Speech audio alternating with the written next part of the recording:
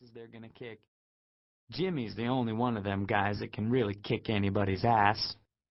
Jimmy ain't real tall, but he's got muscles pert near big as Captain Midnight's, and like John says, Jimmy knows how to use his fists when he's gotta. I tell him I know a few asses I'd like to kick, and Jimmy tells me to shut up or he's gonna fart in my face.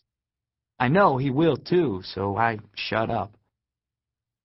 Them trees along the road to the mill pond look like butt-naked skinny girls against the sky that's bright from a fat moon. Jimmy told me once that them fat circle moons remind him of a big white titty. Of course, he thinks everything looks like a titty. We turn off Mill Street and head down the dirt road that goes to the mill pond. Louis drives so fast over the bumps that I bang my head on the roof. Louis jams on the brakes and we stop real fast. Beer slops down the front of John's shirt, and he pisses and moans about it like he's going to the town hall for a fancy-up dance instead of grubbing for suckers at the mill pond. We stand on the bank and rip our shoes and socks off. I know damn well it's going to be cold as shit in that rushing water, the snow here in Wisconsin not being gone all that long when them suckers start wriggling up river looking for a place to drop their eggs. We're all laughing and joking and having a good time. Ain't nothing more fun than spearing suckers with Jimmy and the guys. "Hey, Earwig," John says as he balls up a sock and throws it at me. "I hear you tried chopping off Edna Pritchard's fat leg." Floyd and Louis start to laughing. I talk real loud so John can hear me above the laughing and the whooshing of the water. "I wasn't trying to chop her leg off. That's the God's honest truth." "That's right," Jimmy says, talking all mumbled 'cause he's got a camel sticking out of the corner of his mouth. "He wasn't trying to cut off her leg. He was trying to measure her fat ass." This makes them laugh all the harder. "Tell us the story, Earwig," Floyd says, so I tell him. I tell him how Dad said, right there at the table while buttering a piece of nut bread Mrs. Pritchard brought, that Edna Pritchard has the biggest ass he ever seed on a woman. Dad said, "That ass has got to be at least 3 axe handles wide." Well, that didn't sound right to me, I tell the guys, and it didn't. Mrs. Pritchard has a fat ass. Sure as my name's Earl Hedwig Gunderman. But 3 axe handles wide, that just didn't sound right to me, so I wait till I hear her big mouth yapping in the store. Then I go out to the woodpile real fast, and I fetch myself the axe. Then I go back into the store, whistling so as no one thinks I'm up to something, and I start tagging after Mrs. Pritchard. Ma and her was talking about that Dickens girl getting polio, and what a pity it will be if her legs get all crippled, and how, worse yet, if that little girl dies, her mama's heart's gonna cripple up too, and she'll die right along with her. Mrs. Pritchard is looking at cans of applesauce while she talks, 'cause she's gonna make some gingerbread, and Mr. Pritchard won't eat gingerbread unless it's got applesauce poured over the top.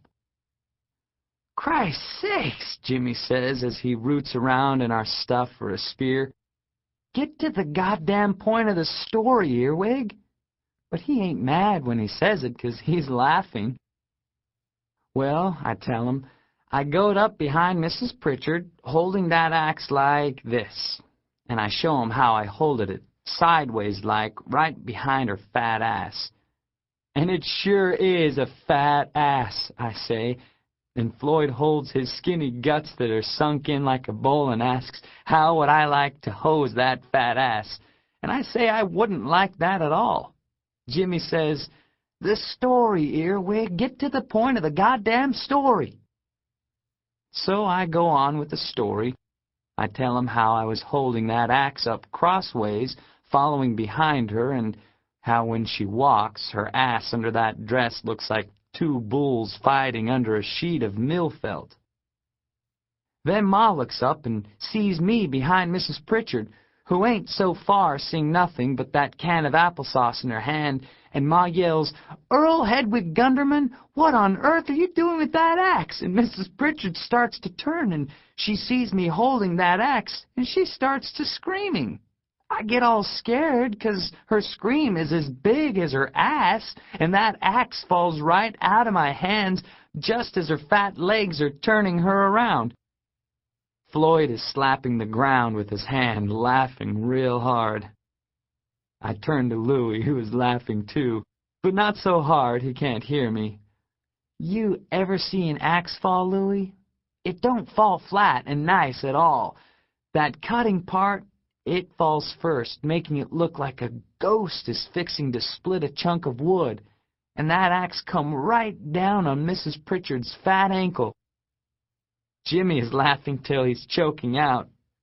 Cut through her fat, almost right down to the bone.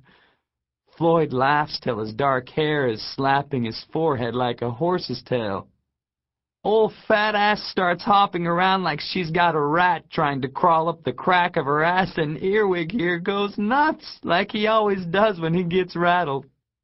He starts slapping the sides of his head, almost knocking himself out. Then Pritchard really loses it. They're all in stitches now, only I'm starting to think it ain't so goddamn funny. Ain't nothing funny about blood, all red and shiny, spewing out of somebody's fat ankle. Jimmy shakes his head. Ma starts in with her, "Oh, good Lord! Oh, good Lord!" and she runs to fetch a towel. Then she gets down on all fours trying to get that towel slung around Pritchard's ankle to stop the bleeding. That Pritchard was going nuts, yelling that Earwig had tried to kill her, and Ma was going nuts, screaming at me to go get Dr. McCormick. I had to leave then, so I missed the rest of that freak show. Them guys start joking about how I should have chopped a chunk of her ass off while I was at it, but I ain't listening too hard to 'em now. I'm trying to get Mrs. Pritchard's words out of my head. Them words, "You should have locked that boy up long ago, Eileen."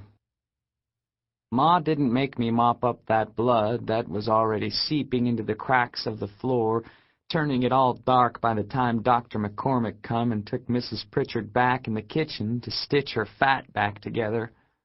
Ma, she came back into the store with a pail of soapy water and started scrubbing with the bunched rag. She made me stand right there where she could keep an eye on me. She sounded all winded, like she'd just run all the way down Main Street and back without stopping as she preached at me about minding my P's and Q's and not scaring people. "So," John asks after he lights his lucky strike, "how many axe handles wide is the old bag's ass anyway, Earwig?"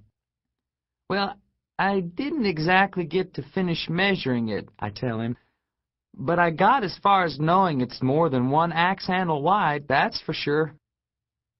I'm real glad when the guys get done laughing and go back to talking about titties and kicking ass. I go to the trunk of Louie's car to get the bucket we use for keeping the beer cold. I take that bucket and dig the rest of those Schlitz bottles out from under the seat and put them in the bucket.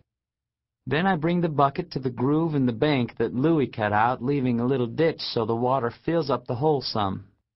I put water in the pail and I set the pail in that little ditch. While I do this, Floyd and John are getting some wood for the little fire that Jimmy's leaning over, huffing into the thick smoke to get the flame sparking. When we get everything all set up perfect-like, Jimmy hands me a spear, reminding me to stay on them flat rocks in the shallow part. Jimmy knows I can't swim for shit.